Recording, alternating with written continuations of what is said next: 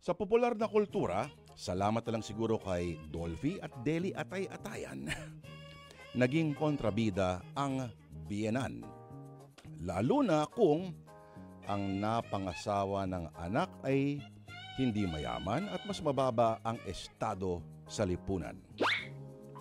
Kaya sa dulo ng kada episode ng John and Marcia, si Doña Delilah ay palaging magpapaalala. Kaya ikaw dyan, magsumikap ka. Tapos i-echo pa si Matutina. No? The feeling is mutual naman, ika nga. Ano ba naman ang biyenan kundi isang estranghero o estranghera na ang tanging ginawang tama lang sa mundo ay ang isilang ang iyong magiging asawa o kasintahan. Pero sa ating kwento sa Huwebes na ito mga kapatid, madidinig po natin ang kabaligtaran dahil ang inaapi ay ang biyenan at ang nang aapi naman ay ang manugang. Kung bakit nagaganyan, kung bakit tila kinutya nito ang natural na order ng mundo, ng kalikasan.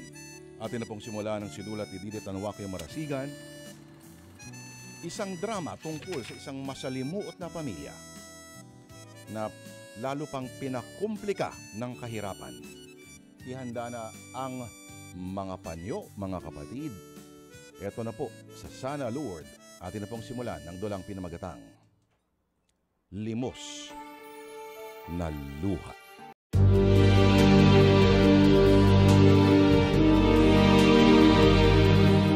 Tay, may nag-text sa'yo. Basahin mo na, Adel. Hindi ako makababa dito sa bubong. Kailangan kong tapusin yung ginagawa ko. Sige po, Tay. Malapit nang matapos ang ginagawa naming bahay. Pagkatapos nito, wala na namang hanap buhay. Saan kaya ulit ako makaka-extra? Tay, si Tia Neneng ho ang nag-text. Anong balita? Matagal na siyang hindi nagme-message Baka raw po pwede kayong umuwi sa Ilocos. Bakit daw? Balita raw na palaboy-laboy na lang si Lola Ising Ha? Teka nga, bababa ako rito sa bubong. Ako mismong babasa niyang text message.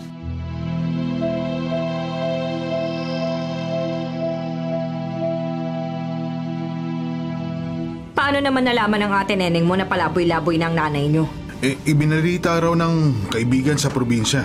Bakit hindi siyang sumundo? 5 kayo magkakapatid, ikaw ang bunso, bakit ikaw pa ang inutusan? Matatanda na yung mga kapatid ko. Mahirap din ang buhay nila. At tayo hindi mahirap? Tara, nag-iisa na si nanay. Ano ba naman yung kupkupin natin? Kupkupin kung kaya natin. Ang problema, Lando, tayo nga mismo hirap pagkasyahin ang kita nating dalawa. Kukuha ka pa ng dagdag na pakakainin natin. Nanay ko ang pinag-uusapan natin, Tara. Huwag ka namang magsalita ng ganyan. Ay nako, nagsasabi lang ako ng totoo. Maghahanap buhay ako. Hahanap ako ng bagong mae-extrahan. Hindi magiging pabigat si nanay. Sinabi mo yan Oo, wag na lang natin itong pagtalunan. Isang bagay pa pala. Ano na naman? Saan mo siya patutulugin? Wala nang espasyo dito sa barong-barong natin. Hindi gawan natin ang paraan. Paano gagawa ng paraan? Masikip na nga. Itong kusina ay tulugan na rin ni Adel pagdating ng gabi. Doon naman sa taas ang kwarto natin at lalagyan ng ilang gamit na naipundar natin. Saan pa pwesto ang nanay mo? Sige, isipin mo nga, saan mo siya patutulugin?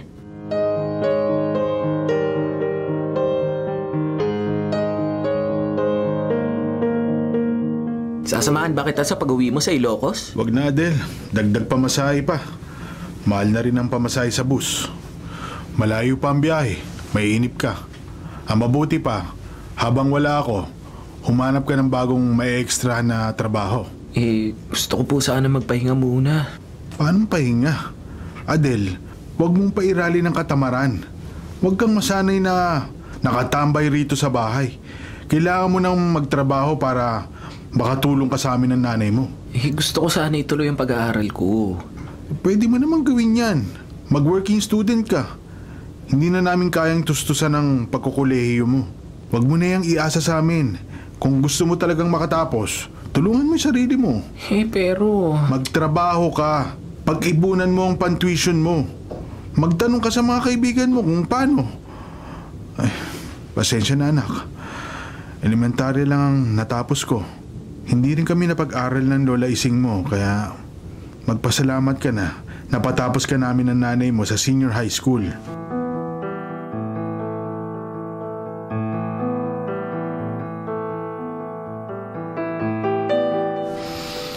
Ay, nasan ka na, Nay?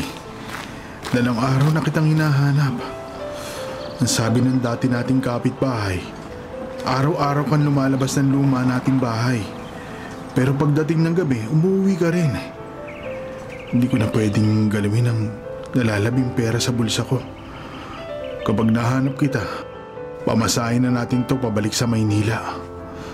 Pero nasan ka ba, Nay? Bukas, kailangan bumalik na ako sa Maynila.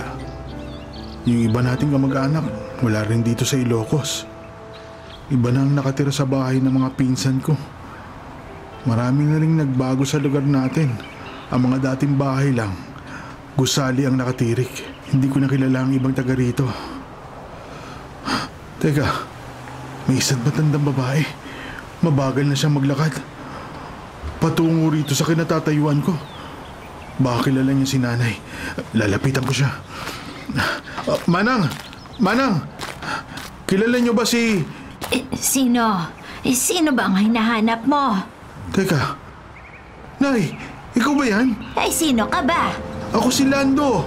Alam ko, mahigit 10 taon na tayong hindi nagkikita. Pero ako si Lando, ang bunso mo. Lando? Ay, malabo na kasi ang mata ko. Kaya nga gumagamit ako ng tungkod sa paglalakad para hindi ako madapa. Ikaw nga ba si Lando? Opo, Nay. Halika, akakain kita pabalik sa lumang bahay natin. Bakit ka na pa rito, Lando? Bakit mo naisipang umuwi rito? Para sunduin ka, Nay. Isasama kita sa Maynila. Maynila? Bakit? Dahil nag-iisa ka na. At may nagsabi kay Ate Neneng, palaboy-laboy ka na lang dito sa probinsya. May nahihingan naman ako ng pagkain. Huwag mo akong alalahanin. Nay, nakiusap si Ate Neneng na kunin kita. Pero paano ang bahay natin? Giray-giray na ang bahay, Nay. Hayaan mo't sasabihin ko kina ate at kuya na sila naman ang umuwi rito para asikasuin yan. Pero Lando... Nay, isasama na kita. Huwag ka nang tumutol. Mas mapapanatag ang loob ko kung kasama ka namin sa bahay.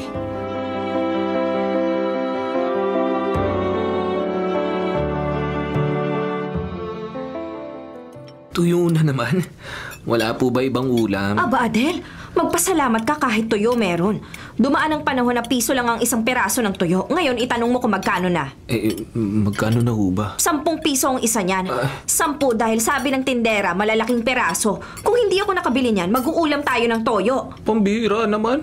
Hindi pa ba kayo nakasingil sa paglalaban ninyo? Hindi. Mamaya pa magbabayad ang amo ko. Kumain ka na habang mainit ang kanin. Opo. Si tatay po. Bakit po hanggang ngayon wala pa? Naku, hindi ko alam sa tatay mo. Ang sabi niya, susunduin niya ang Lola Ising mo, pero ngayon, magtatatlong araw na siyang wala. Hindi ko alam kung kailan pa siya uuwi. Ganun po ba? Nay, may pera ka pa ba? Bakit na naman? Maghahanap ako ng may ekstrahang trabaho, pero wala po akong pamasahe. Magtanong ka muna sa mga kapitbahay kung saan ka pwedeng mag-apply. O kaya magtanong ka sa ninong mo. Baka mairekomenda ka niya sa construction. Construction? Ayoko mag-construction. Nakabilad ka sa araw. Ang bibigat ng binubuhat. Aba, Adel! Lahat ng trabaho mahirap. Bakit sa tingin mo? Madaling maglaba? Oo nga't yung iba kong amo may washing machine. Pero kailangan pa rin kusutin ng ibang damit, lalo na kung may mancha. Yung construction, totoong mahirap. Totoong bilad sa araw, babad sa ulan. Pero anak, kung maselan ka sa trabaho, paano ka kikita? Paano ka makakatulong sa amin ng tatay mo? Hindi ka dapat pumili ng papasukan mo. Kung ano ang meron, sunggaban mo. Ang importante, kumita. Saka na ang luho at sarap ng buhay.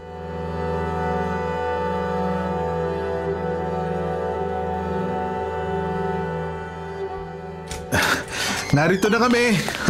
Sige, Nay, tumuli ka. Ay, Lando, ano ba yung naaamoy ko? Amoy nabubulok na bagay. Ano nga ba yun? Teka, Nasaan na bang mga tao rito sa bahay? Sige, Nay. Maupo ka muna. Titignan ko kung ano yung pagkain. Ay, nakakapagod. Ang layo ng nilakad natin buhat sa kanto. Pasensya na kayo, Nay. Wala kasi akong pambayad sa tricycle. Eto, tamang-tama. May sinaing. At 2 pirasong itlog. Pagpipirito kita, Nay. Magpahinga ka na lang muna. Hindi mo ba hanapin yung nangangamoy na mabaho? Nasaan ba ang asawa mo? Ang dumi ng bahay ninyo. Makalat. Nay, baka naglalaban na. Ganitong oras yung pumupunta sa amo niya para maglaba. Ayun! Yun ata! Malabo kasi ang mata ko Ano ba yun, Lando? Ang basurahan sa ilalim ng lababo.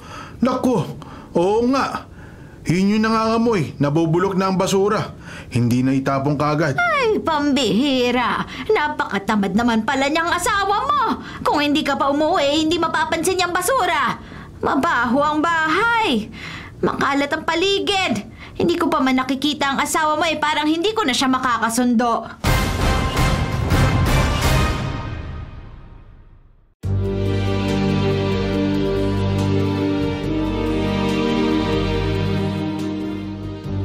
Heto ho, may lumang banig dito. Yan ang ilatag nyo sa ilalim ng hagdan. Yan na lang ang lugar na pwede nyong pwestuhan. Masikip na rito sa kusina at dito rin natutulog si Adele. Parang masikip. Hindi yata ako makakaunat dito. Hayaan nyo kapag yumaman si Lando, maibibili niya kayo ng sarili nyong bahay. Doon magkakaroon kayo ng maluwag na kwarto. Abay, ba't ganyan ka naman magsalita ha, Tara?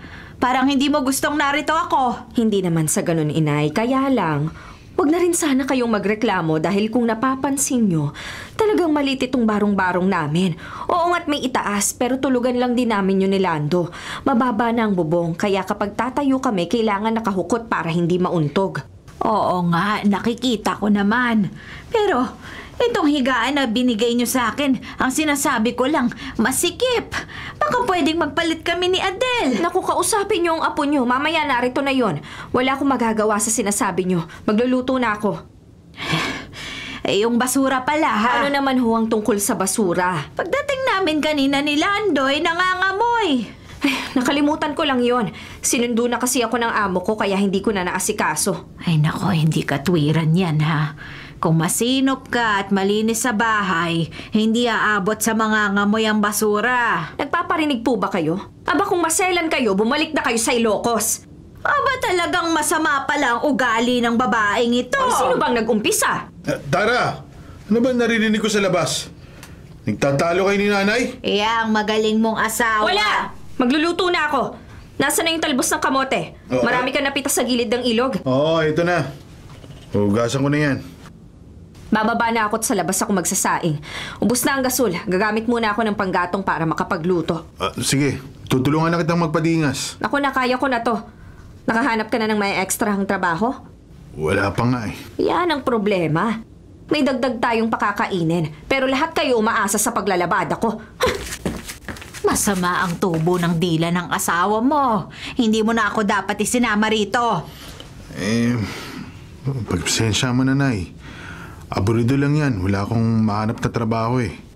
Masalita lang yan pero masipag maglabada. Madiskarte. Kahit kinakapos kami, lagi siyang nakakahanap ng paraan para lagi may pagkain.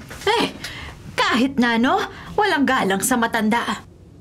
Hayaan nyo, kakausapin ko. Pasensya na talaga.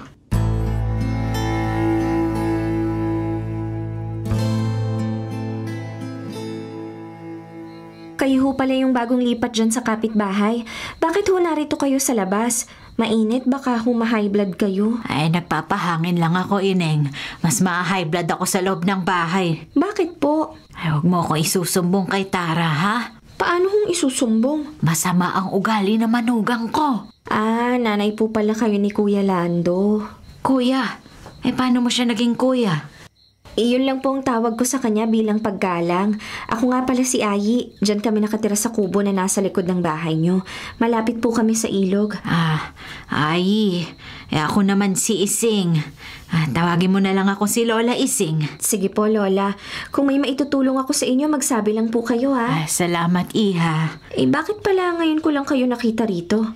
Sinundo ako ni Lando. Sa probinsya namin, gusto raw ng mga nakatatanda niyang kapatid na dumito ako sa kanya. Ay, mabuti naman po. Ano bang mabuti? Hindi ko nga gusto ang ugali ni Tara. Laging nagpaparinig. Pero mabait naman ho si Ate Tara. Baka ho hindi lang kayo nagkaintindihan. Mabait? Mabait sa inyo ang Tara na yon. Wala naman ho siyang nakakaaway rito. Hindi porke wala nakakaaway, mabait na. Pasensya na po Kung gusto niyo pang magtagal dito sa labas, bakit hindi muna kayo sumilong sa amin? Mas malamig ang hangin doon dahil nasa tabing ilog kami. Hindi ba ako nakakaistorbo sa'yo? Ano nga ulit ang pangalan mo? Ayi po. Oo nga. Ayi. Baka naiistorbo kita, ha? Hindi po, okay lang. Tayo na para hindi kayo nakabilad dito sa init. Baka kayo magkasakit. Ay, mabuti ka pa. Marunong magmalasakit. Sa edad niyo po, dapat talaga inaalagaan kayo at hindi kinukonsumi. Naku, kung alam mo lang ang sinasabi sa akin ni Tara. Hayaan niyo na po yun. Pagod lang siguro si Ate Tara. Tayo na po, doon muna kayo sa amin. Magluluto kasi ako ng itinitinda kong banana cute kamote cute na pang merienda.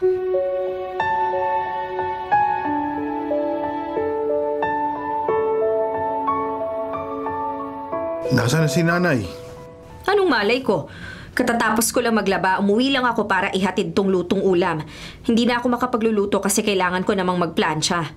Bakit mo naman hindi alam kung nasan si nanay? Pambira naman. Aba, hoy Lando! Naghahanap buhay ako, asawa mo ko at hindi tagapag-alaga ng nanay mo. Nag-away ba kayo? Naglayas na yun. Hindi ko nga alam at siguradong hindi yun naglayas. Andyan pa mga damit niya, Ay, oo nga. Nakita mo? Nagpanik ka kaagad at saka wala namang ibang pupuntahan ng nanay mo kaya hindi yun maglalayas. Okay, sige. Hindi nga maglalayas ang nanay ko. Pero nasan nga siya? Bakit pag uwi ko, wala siya rito? Nasaan ang nanay ko? Narito ako, Lando. Ayan na pala. Naaamoy sigurong may pagkain na. Tara, wag naman ganyan. Naaaburido ko, Lando. Ako lang ang naghahanap buhay at hindi madaling maglabada. Naghahanap naman ako na may ekstrahan. Sabi ni paring Oka, ire-recommenda niya ako sa foreman nila. Huwag ka nang maaburido. Pag nakasahod ako, bibili ako ng stock na dilata para palagi tayo may pang-ulam. Tama! Para hindi lahat ng gastusin dito sa bahay akong gumagawa ng paraan. Ay, napakayabang. Ano yon? May sinasabi kayo? Tara, sabi ko tama na. Yung nanay mo, pagsabihan mo Bakit? Mas matanda ako sa'yo! Malawak ng karanasan ko! Kung pagpapatakbo rin lang ng bahay, marami akong alam kesa sa... Hindi ako nakikipagkompetensya sa inyo. Ang sinasabihan ko ay itong anak nyo. Hindi ko kayang mag-isang mga gastusin dito sa bahay, lalo pa at dumagdag pa kayo.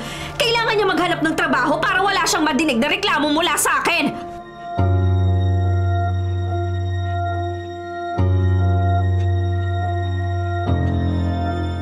Tay, kailan ba huli naligo si Lola? Hindi ko nga napansing naliligo Parang sa kapitbahay pa nakikigamit ng banyo. Di na kasi maganda ang amoy. Parang ilang araw nang walang paligo. Teka nga, tatanungin ko. Nay, kailan kayo huling naligo? Ano bang pakialam mo? Aba, kung hindi kayo naliligo, nakakaperwisyo kayo, hindi na maganda ang amoy nyo. Paano ako maliligo? Walang nag-iigib ng tubig para sa akin. Kahit iyang si Adel, hindi ko mautusan. Teka naman, Lola. Wala ka naman sinasabing kailangan mo ng tubig, Aba, dapat ko pa bang iutos yan? Siyempre. Kailangan sabihin ninyo sa akin, marami akong ginagawa. At ano bang ginagawa mo, ha? Sa nakikita ko nakatambay ka lang palagi dyan sa tindahan sa labas. Inay, wag niyong pakialaman ng apo nyo. Ang tinatanong ko, bakit hindi kayo naliligo? Wala kang tubig! Walang tubig! Bingi ka ba? Hindi ako bingi! Hindi lang maganda ang amoy nyo, nakakahiya ang tanda-tanda nyo na hindi kayo malinis sa katawan. Aba, mas nakakahiya ka! Naturingan kang babae, burara ka sa bahay. Ang basura ko hindi ko inilabas para ihabol sa truck na nangongolekta. Tiyak mabubulok na naman dito sa kusina. At ang sahig, kung hindi ko pagtiyaga ang punasan, puro na putik galing sa labas. Ganun ba? Salamat naman meron ka ng silbi sa bahay na to. Pero alam mo ba, mas matutuwa ako kung makakapag-abot ka ng pera dahil yun ang kailangan ko, perang panggastos, perang pandagdag sa bayarin. Dagdag na perang kailangan ko at hindi dagdag na pakakainin!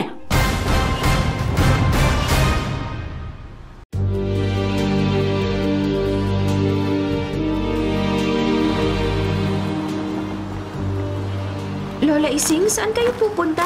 Tatawid ba kayo? Ay, Ay, ikaw ba yan? Ako nga po. Lalo yatang lumalabo ang mata niyo. Dapat ho siguro magpa-check up na kayo kahit sa health center. Ay, hindi ko alam kung saan ang health center. Hayaan niyo po at babanggitin ko kay Kuya Lando. Salamat, Iha. Malapit na ba ang waiting shed? Opo, halika't aakayin ko kayo hanggang doon. Narito na tayo sa waiting shed. Ano pong gagawin niyo rito? Mag-aabang kayo ng jeep? May pupuntahan po ba kayo? Wala, ay. Pupwesto lang ako. Pupwesto? Paano pong pupwesto? Mamamalimos ako. Bakit po? Para may maiabot akong pera kay Tara. Ano po? Bakit? Inutusan po ba niya kayo na mamalimos? Hindi naman, pero lagi niyang sinasabi na magbigay ako ng pera. Na hindi ako dapat maging pabigat sa kanila.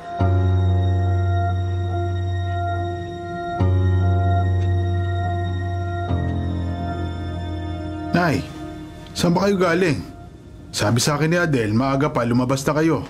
At ngayon nga, nauna pa ako sa inyong umuwi. May dala akong pera.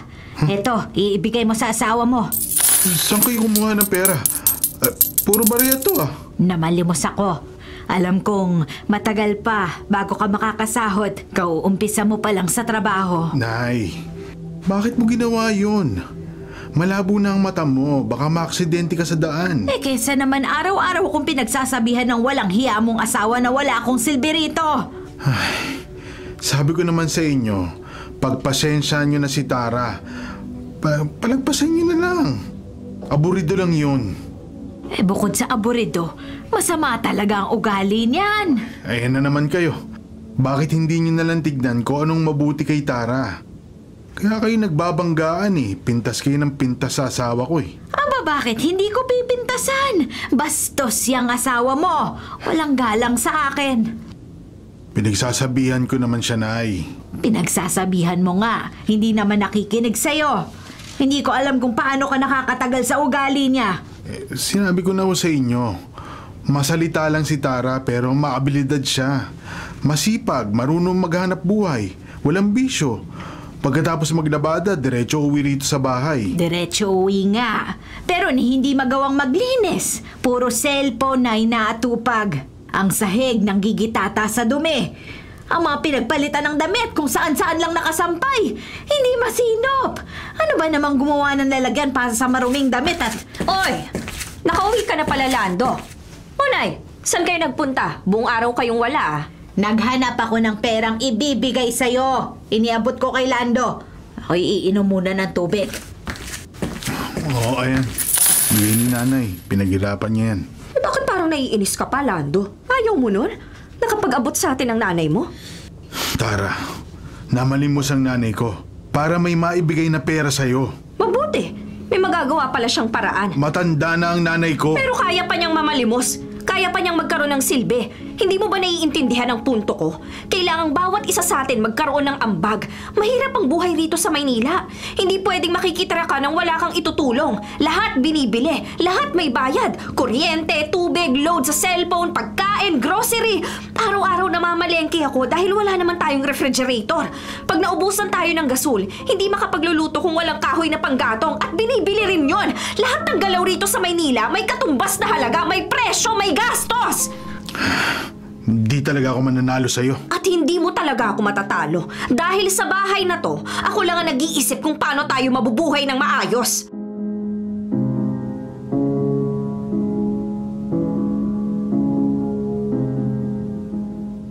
Adele, bakit dito mo pa itinambak sa higaan ko ang mga binili mong damit na ukay-ukay?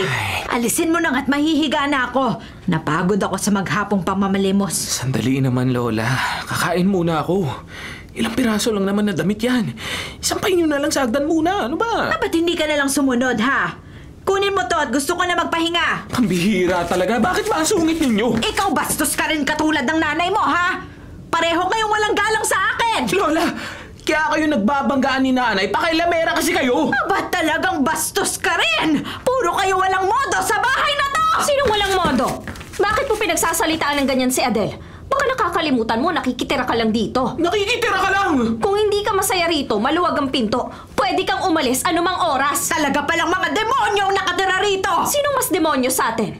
Ikaw nga ang tanda-tanda mo na reklamador ka pa at pakialamera. Kung hindi ka lang nanay ni Lando, matagal na kitang kinaladkad palabas ng bahay na to. Sige, subukan mo! Subukan mo!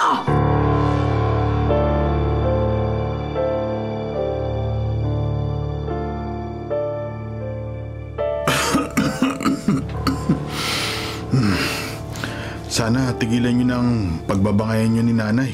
Hindi naman ako nagsisimula. Kahit si nanay pa, kung talagang siya nga ang nagsisimula.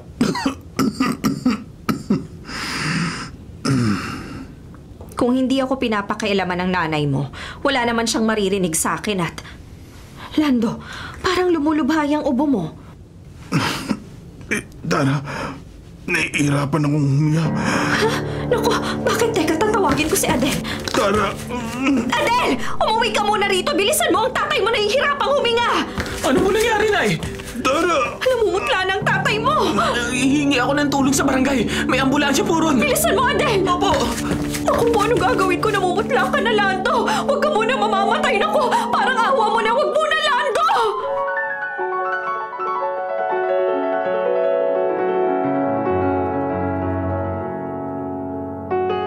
Wala ho si tatay. Isinugod sa ospital. Si nanay ang sumama sa ambulansya. Anong nangyari sa anak ko? Nahirapan po huminga habang dinadalahit ng ubo. Ay, saang ospital siya dinala? Hindi ko po alam. May balak ho ba kayo sumunod doon? Ay, gusto kong malaman ang lagay ni Lando, ng tatay mo. Ay, wala ho tayong magagawa kundi maghintay muna. Una, hindi ko pa alam kung saang ospital dinala si tatay. Pangalawa, wala naman tayong pamasahe papunta ron. May pera ako. Eto. Ay, saan galing ang pera mo, Lola? Namalimos uli ako. Sige, bilangin natin uli ha. Baka kailangan idagdag sa pambili ng gamot ng tatay. Pero gagamitin ko sana yan para patingnan ng mata ko. Ang sabi ni Aye, baka raw katarata ang dahilan ng paglabo ng mata ko. Wala raw espesyalista sa health center kaya dapat magpatingin ako sa klinik ng isang doktor sa mata. Ay naku, Lola. Kahit malabo ang mata mo, nakakakita ka pa rin naman. Matanda ka na. Hindi mo na kailangan ipagamot yung mga mata mo. Pero si tatay, bata pa. Dapat siya ipagamot para gumaling at makabalik sa trabaho. Anak ka nga ng nanay mo. Wala kang kaamor-amor sa akin. Pareho kayong bastos at walang respeto sa matanda. Ay, ano pa ba ang gusto nyo, Lola? Libre na kayo nakatira rito, di ba? Kinakain ninyo kung ano ang pagkain namin. Itong napaglimusan ninyo. Tama lang na ibigay ninyo kay nanay. Lalo na ngayon na kailangan ipagamot si tatay. Kung mabuti kayong ina, unahin ninyo si tatay dahil siya ang anak ninyo.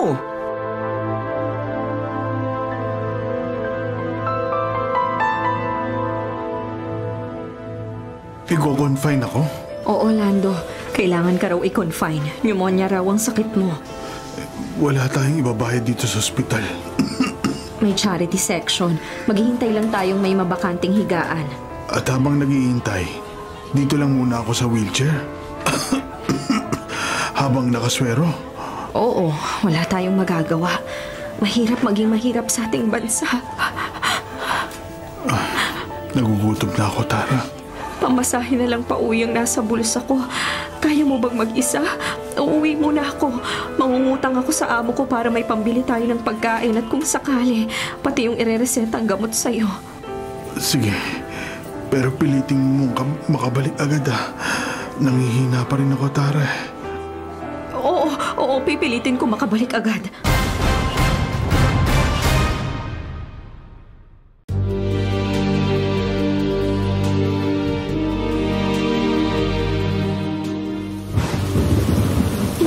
Ng ulan. Sana hindi umapaw ang ilog. Kung hindi, papasukin kami ng tubig. Babaha sa lugar namin. Kumusta kaya si Lola Ising? Namalimos kaya siya kahit ganitong panahon? Puntahan ko kaya, total dyan lang naman sa harap namin ng bahay nila.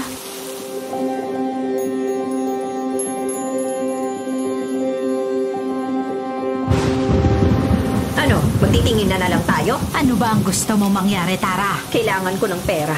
Iko-confine si Lando. Naibigay ko na kay Adel ang napaglimusan ko kahapon. Bumili siya ng pagkain habang wala kayo rito. Gusto ko sanang sumunod sa ospital pero hindi namin alam kung saan dinala si Lando. Huwag ka nang sumunod. Huwag ka na rin sumama ron. Bawal magbantay ang matandang katulad mo. Baka mahawa ka pa ng sakit doon. Lalong madagdagan ang gastos ko. Bakit iko-confine si Lando? Pneumonia ang sakit niya. Ay, natutuyuan siguro ng pawis ang anak ko sa trabaho niya. Hindi mo siya pinagdadala ng pamalit na damit. Excuse me, Nanay Ising. Bago ko pa sinundo ni Lando para pumisan dito sa amin, dati na siyang nagtatrabaho bilang karpentero. Napalaki na namin si Adele na yun ang hanap buhay niya. Pero ngayon lang nagkasakit ng ganyan si Lando, hindi ko siya pinababayaan at lalong hindi ko yun kasalanan. Kung makapagsalita ka para bang napakapabaya kong asawa, ang sabihin mo, ikaw ang malas sa buhay namin. Salbahe ka talaga! Simula pa lang wala ka ng respeto sa akin! Dahil wala ka ring respeto sa akin. Puro mali ko ang nakikita mo habang ikaw naman nakakaperwisyo sa amin. Paano ako magiging perwisyo, ha? Kahit nahihirapan ako, namamalimos ako para may maiabot sa'yo. Perwisyo pa rin ang tawag mo sa akin. Kung ayaw mong matawag na perwisyo, mas maganda sigurong lumayas ka na rito. Wala kang puso, Tara! Sinong walang puso sa ating dalawa? Tinanggap kita rito. Pinatira, pinakain, tinitiis ko kahit may mga araw na mabaho ka dahil ayaw mong maligo. Tapos ngayon gusto mo pang magpasalamat ako dahil may naibibigay kang pera sa akin galing sa pagpapalimos mo? Walang hiya ka talaga! Walang yan ako, walang ya! Kailangan ko ng pera dahil nasa ospital pa si Lando. Kanina pa siya nagugutom. At kailangan ko rin ng pambili ng gamot niya. Wala na akong maibibigay sa'yo. Hindi ako pwedeng mamalimos. Malakas ang ulan. Baka ako madulas sa daan. Alam mo, mas matutuwa ako kung pagbalik ko rito, wala ka na. Hayop ka! Tawagin mo na ako ng kung ano-ano. Pero sawang-sawa ako sa pag-uugali mo. Kung hindi ka makatiis sa akin, umalis ka na. Lumayas ka na rito!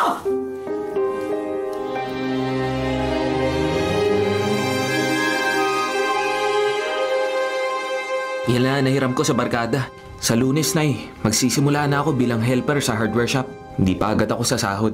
Hayaan mo na. Ang importante, may nahanap ka ng trabaho. Kailangan ko nang bumalik sa ospital. Gutom na gutom ng tatay mo nang iwan ko siya kanina. Eh, paano si Lola? Hayaan mo siya. Yan ang malas sa buhay natin. Nakakaawa naman. Hindi pa siya kumakain. Hayaan mo siya. Masama naman ang ugali niya. Yan lang ang bagay sa kanya.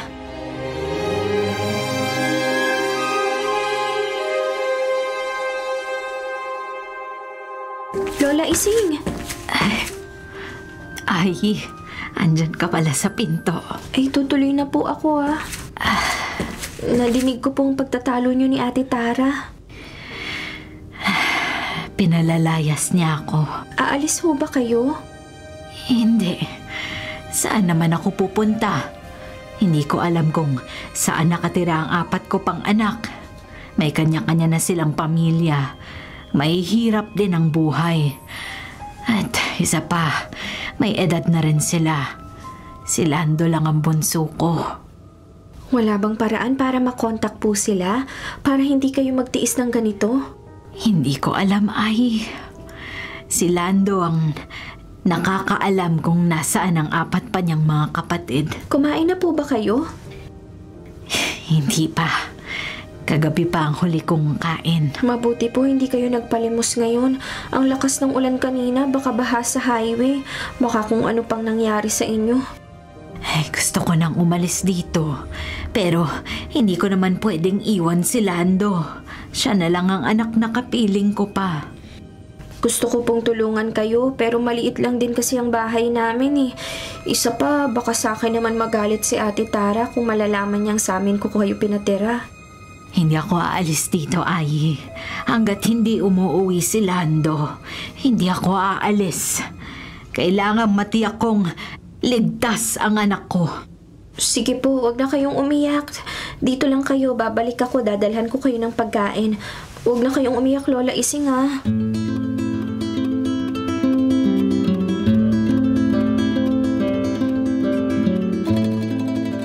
Nadramahan ka lang ng lola ko. Nagpapaikto ka naman. Adele, hindi nagdadrama ang lola mo. Talagang may diferensya ang mata niya at hirap na siyang maglakad. Yun na nga eh. May mga diferensya na siya.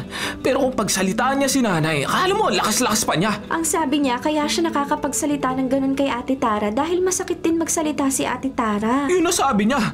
Pero mula nang dumating siya rito, palagi na sila nag-aaway ni nanay. Pati tuloy ako naiinis na sa kanya. Pero lola mo pa rin siya, Adele. Anong klaseng lola? Masama ang ugali niya! Sa halip na maging mabait siya kay nanay, dahil madalas si nanay ang may hanap buhay, kung ano-anong pintas ang sinasabi niya, kaysa madumi sa bahay si nanay, hindi masinop, pabaya sa asawa. Ano ba malay niya sa nangyayari sa bahay namin? Ang natatandaan ko, mula nung malita ko, walang araw na hindi tumatanggap ng labada si nanay. Kapag walang may ekstrahan si tatay, si nanay pa rin ang bumibili ng pagkain namin. Kahanga-hangang sipag ni Ate Tara. Pero Adel, sa edad ni Lola Ising, hindi na siya dapat sinasagot-sagot ng ganon. Dapat ay inuunawa na lang siya. Kasi hindi sa inyo nakatira.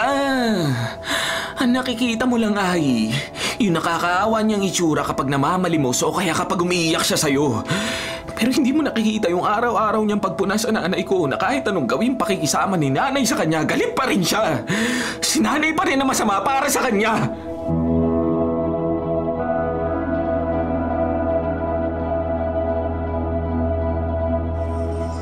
Naiintindihan kita, Ayi.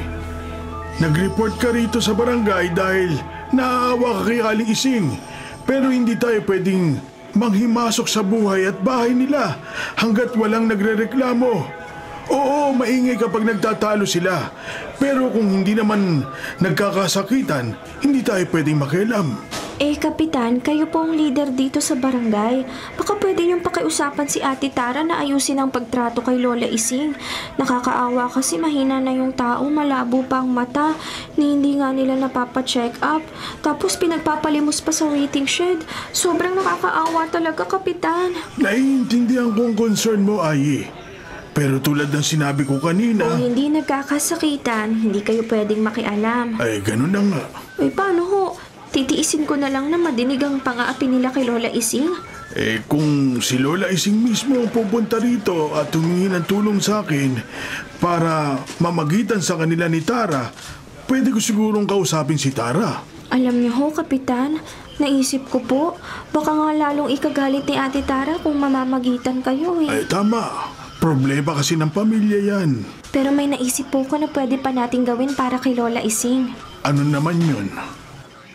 Si Lola muna ang tatanungin ko. Nako, bata ka.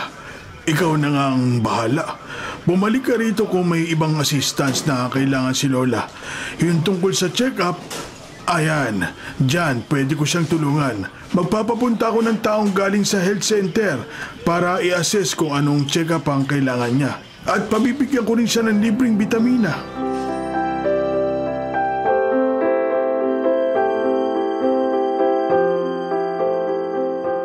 Musta ng pakiramdam mo, Tay? Maayos na ngayon. Nawala na ang hirap ko sa pag-ubo. Magaling na rin daw ang pneumonia, sabi ni doktor. Nilakad din nanay ang requirements para makakuha ng assistance, pampahid sa pagka-confine ninyo. Oo, nag-iwan siya ng pagkain bago umalis. Palakas ka, tatay ah. Medyo pumayat ka mula nung magkasakit ka. Ang lola mo, kamusta? Sino ang kasama niya sa bahay?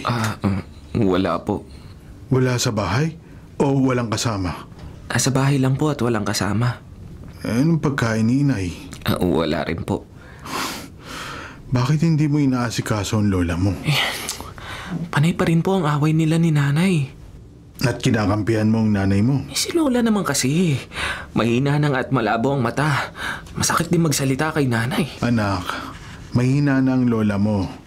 Oo nga't hindi rin magandang lagi niyang napupuna ang nanay mo, pero kung wala siya, wala rin ako. Wala ikaw. Kung ganun man ang ugali niya, pagpasensya mo na lang. Maaring dala na ng edad niya, kaya siya bugnutin. Maikli ang pasensya. Mahilig pumuna. Ay nako, hindi ka ba napipikon, Tay? Nakikitira na nga lang sa atin. Panay pa ang pagsasalita na hindi maganda. Nanay ko pa rin siya. Tayong higit na nakaunawa. Sana pagpasensya niyo't unawain. Ay naku, tatay naman. Alam ko may mga mali rin sa mga ginagawa ni inay. Pare-pareho ko silang mahal. Ang nanay ko at ang nanay mo. Wala akong pwedeng kampihan. Pareho silang mahalaga sa akin. Sana lang magkasundo na sila. Lalo pat ngayong pinagpapahinga ako ng doktor. Hindi para ako pwedeng magtrabaho kaagad paglabas ko rito sa ospital. Kailangan ko magpahinga ng matagal-tagal.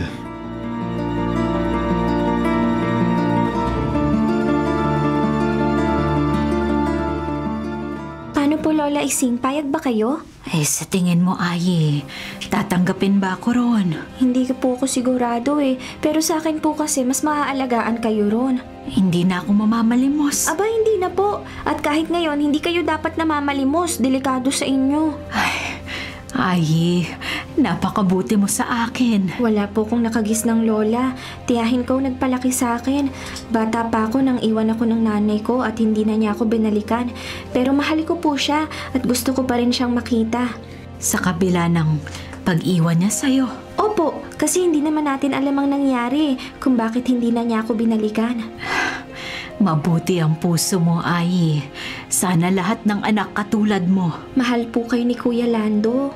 Mahal nga ba ako ng anak ko?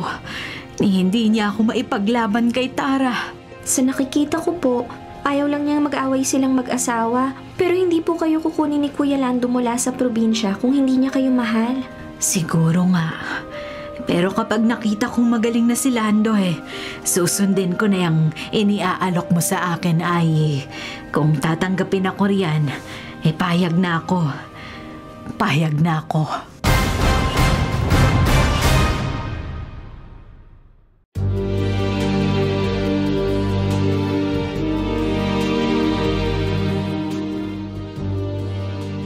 Saan kayo pupunta, Nay? Mamamalimos na naman kayo? Oo, anak. May mga gamot ka pa raw na kailangang inumin. Nay, ayoko na mamalimos ka. Baka maaksidente ka. Mabibilis sa mga sasakyan sa highway at... Huwag mo siyang pigilin. Kailangan natin ng pera. Hindi dapat mahinto ang pag-inom mo ng gamot. 1 linggo mo pang iinumin ang nasasabi sa reseta. Pero Tara... Hayaan mo na, anak. Huli na to. Gagawin ko to para sa'yo. Pagkatapos aalis na ako rito. Nay, saan ka pupunta? Anong ibig mo sabihin? Nakontak mo na bang isa sa mga kapatid ko? Hindi. Pero si Ayi, tutulungan niya ako. Nagkasundo na kami at inilapit niya ako sa barangay para hindi niyo na ako maging problema.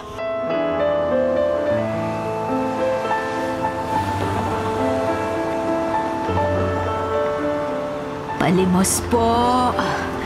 Palimos po. Ale, ito ang limos ko pero sana umuwi ka na. Delikado para sa may edad na tulad mo. O kaya tumabi ka sa daan. Huwag kang lumapit sa mga sasakyan, baka ka mahagip. Ay, nakikita ko pa naman ang mga sasakyan kahit malabo. Nakikita ko pa naman. Tumabi na lang kayo sa sidewalk. Mas ligtas kayo roon. Sige ho at tatawid na ako. Ano ba yon? Bakit bumubusina? Teka, tatabi ako sa sidewalk. Yung Ale, baka mahagip! Tulungan ninyo tumawid!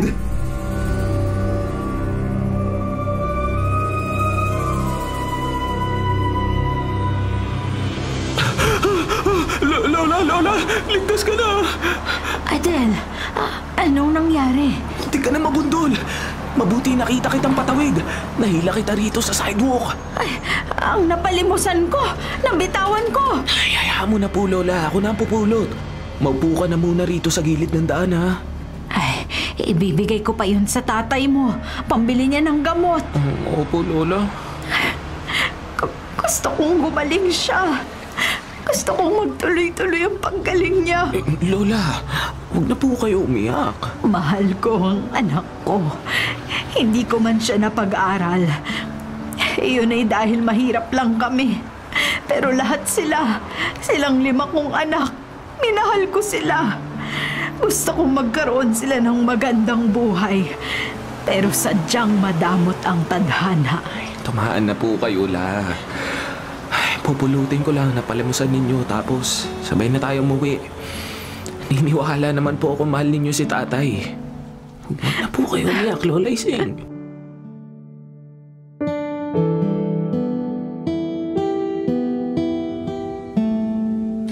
Kapitan, naligaw kayo. Tara, hindi ako naligaw. Kasama ko ang mga taga-DSWD. Bakit ho? Susunduin na namin si Lola Ising. Si nanay, bakit ho? Anong isinumbong sa inyo? Wala siyang isinumbong. Si Ai ang nakiusap sa amin na ihanap siya ng matutuluyan para sa matatanda. At nakahanap kami ng shelter na payag siyang kupkupin. Shelter? Kapitan, Narinig kong pag-uusap niyo ni Tara. Kukunin niyo ang nanay ko at ililipat sa shelter? Oo, Lando. Nakausap ko na si Lola Ising. Pumayag na siya at gusto rin niya nang umalis dito. Dahil nga, hindi niya makasundo si Tara. Hindi talaga kami magkakasundo. Matabilang dila ng matandang yon. Tara, tama na yan. Nasaan na si Lola Ising? Ay, Kapitan, narito ho ako. Galing ako sa pamamalimos. Oh, eto anak, idagdag mo sa pambili mo ng gamot. Nay, nakipagkasundo ka kay Oo, Kapitan? anak. Kesa patuloy niyo ako maging pasanin, pumayag na ako sa alok ni Ai. Inihanap nila ako ng shelter para sa matatandang tulad ko. Pero Inay, Ito yung sinasabi ko sa inyo. Hindi ninyo ako magiging problema. Kapitan, sandali lang po at kukunin ko ang mga damit ko at ilang gamit. Tutulungan na kita, Lola. Kapitan, pwede po ba ako sumama sa paghatid kay Lola? Gusto ko malaman kung saan ninyo siya ihahatid. Oh, Adel, bakit sasama ka pa? sige anak, sumama ka. Mahina pa ako para bumiyahe. Gusto ko rin malaman kung saan nila ihahatid ang lola mo. Kapitan, hindi na ako tututol. Mahina pa ako para muling magtrabaho. Hindi ko na rin maalagaan si nanay. Pero sana po, siguruhin yung kakain sa tamang oras sa nanay ko.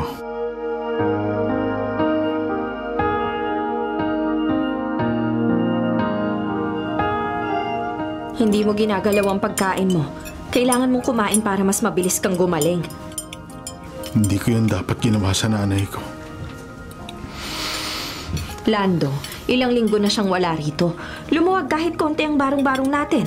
Wala nang nakasiksik sa ilalim ng hagdan. Wala nang mabaho kapag ayaw niyang maligo. Wala nang mamamalimos. Dahil inubliga mo siyang magbigay ng pera kahit hindi niya na kaya maghanap buhay. Galit ka ba?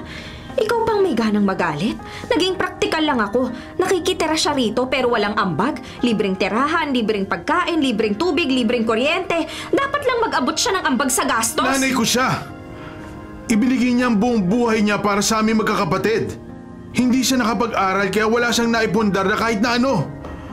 Wala siyang naipon. Wala siyang pensyon. Ni hindi niya maipagamot sa sarili niya dahil matanda na siya at hindi na makapagtrabaho. Aba, Lando! Sinundo ko siya sa Ilocos para dito siya tumira. Para kahit paano masiguro kung kumakain siya na maayos.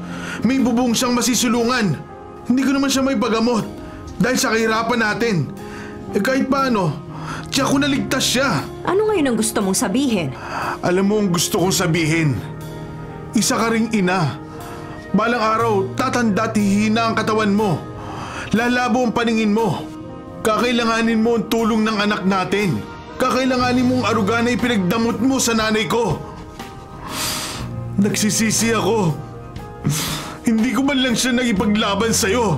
Pero sana, Tara, pagtanda natin, hindi ko makita na mumura-murahin ka ni Adel. At ipagtatabuyan din. Tulad ng ginawa mong pangbubusabo sa sarili kong ina!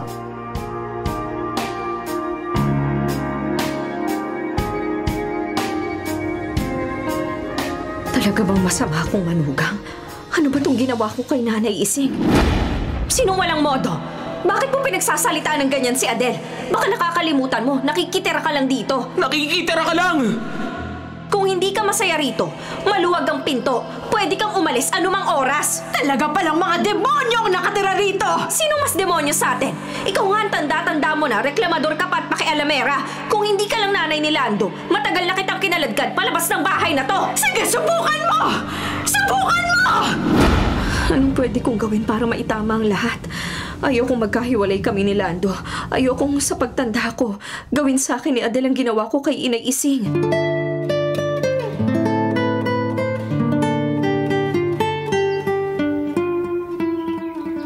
Lola, mano po?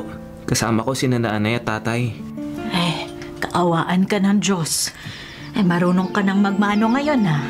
Gusto ko lang makabawi sa mga nagawa ko noon, Lola. Nay, Bakit sumama ka pa rito? Nay, may mga dala kaming supplies na maaaring kailangan mo. Toothpaste, sabon, bagong kumot, face towel at saka... Nay, sumama po ko para humingi ng tawad sa inyo. Tara, May sakit ka ba? Wala, Inay. Nagkamali ako at sana bigyan niyo ako ng pagkakataong mapatunayang gusto kong magkasundo na tayo. Nakapagtrabaho na ulit ako. Kung iniisip niyong kunin ako rito, hindi ako sasama. Tahimik ang buhay ko rito. Malayo sa syudad. Malinis ang simoy ng hangin. Kahit paano nakapagtatanim kami ng gulay na kami rin naman ang umaani at kumakain. Napatingnan na ang mga mata ko at libreng ooperahan ang katarata ko. Naghihintay na lang ng schedule. Ay, salamat na at naasikaso ka rito. Kaya hindi na ako babalik sa inyo. Pero maaari po ba namin kayong dalawin pa rin? Nay, gusto kong magkasundo na kay ni Tara. Pareho kayong mahalaga sa akin. Sana kalimutan nyo na ang naging palitan nyo ng masasakit na salita. Sige na po, Lola. Tara, halika anak. Yakapin mo ang nanay. Salamat, Nay. Palagi ka namin bibisitahin. Salamat, Nay. Hindi na ako mag-aalala. Salamat sa pagpapatawad mo.